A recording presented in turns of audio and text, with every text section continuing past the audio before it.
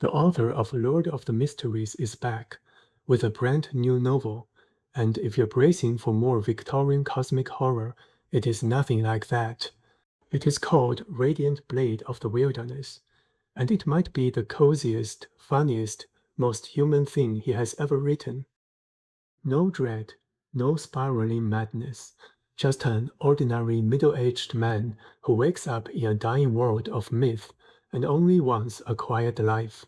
So here is what it actually is, and whether you should jump in. I have read every chapter so far, all 40-something of them, because I have a problem. Oh, and how do you get stronger in this world? You eat the gods, the actual monsters of Chinese myth, and I am going to show you exactly what they look like. Let's get into it. First, why this is a big deal.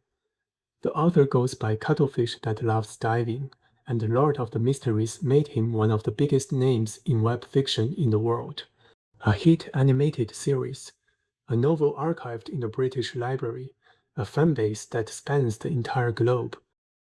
So when he starts something new, it is an event. It even has the same English translator as Lord of the Mysteries. If you have been waiting for his next one, this is it. But it is going to surprise you. Okay, the world.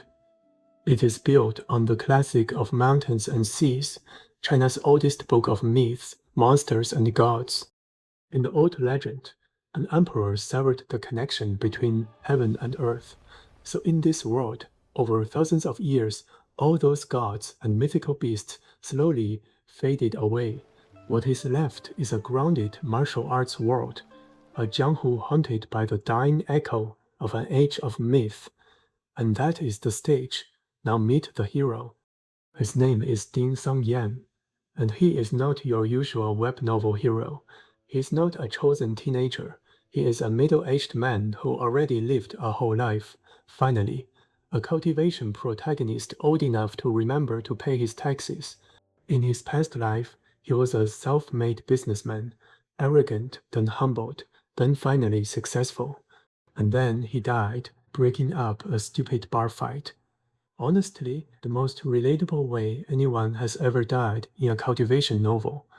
He wakes up in a stranger's body, in this dying world of myth. And here is the twist on the whole genre. He does not want revenge. He does not want power. He does not want to conquer anything. He just wants a quiet, safe, ordinary life with his new family, in a world that is quietly very dangerous. He has no cheat power, no system, no destiny that we know of. We are barely 40 chapters in. For all I know, the author hands him a secret world-ending dragon next Tuesday. But for now, his only weapons are his wits, his caution, and a trick he calls partial truth, telling just enough of the truth to survive. So, remember what I promised? How do you get stronger in a world where the gods are dead? You eat them. Yeah, I was not kidding.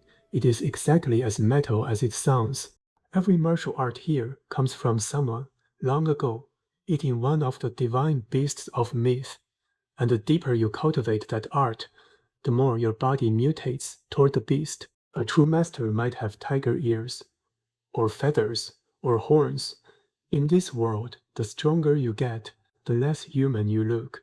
So if your cultivation senior shows up with a tail, that is not a fashion choice, and that is hidden right in the title. A sword, the blade arts at the heart of this world. A torch dragon, an ancient god whose opening and closing eyes make the day and the night. And the great wilderness, the name of this whole world, straight out of the mountains and seas. But turning into a monster has a price. Push it too far, and you get the thing this channel is literally named after, chi deviation. Yeah, subtle, I know. You lose your mind, you lose yourself. And that is the heart of the whole story. In a world that turns you into a beast for power, our hero's secret art is built on one idea: stay human. His path is not about feeding on gods, it is about your own mind. And the first principle is, honestly, kind of brilliant. To change your body, you first have to deceive your own soul into believing it already has. So, is it good? Here is the honest read. If Lord of the Mysteries was dread, and Reverend Insanity was cruelty, this is warmth. It is cozy, it is funny, it is clever. A slow burn about a quiet, clever man scheming just to keep his family safe. It is the opposite of what made the author famous, and that contrast is exactly why it works. And readers showed up. On web novel, it shot straight to #1 on the power ranking. It topped the Kidian bestseller chart on day 1, and it even got a feature in China Daily. Yes, that China Daily, calling it a reinvention of the martial hero. But let me be straight with you, because accuracy is the whole point of this channel. It is cozy, and it is slow. If you want non-stop action, this is not it.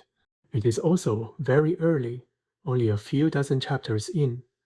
And the official English translation? It is rough right now. Like, I am pretty sure I know what that sentence meant, rough. But hey, it is free, and it is fast. But underneath that cozy surface, there is a captured mind reader, a dying master racing his own death, a buried murder conspiracy, and one family's secret so good I'm not even going to touch it yet. I would like to keep my comment section civil. That is the part 2 rabbit hole. So should you read it? If you love this author, or you just want a smart, warm, slow burn myth world to sink into, yes.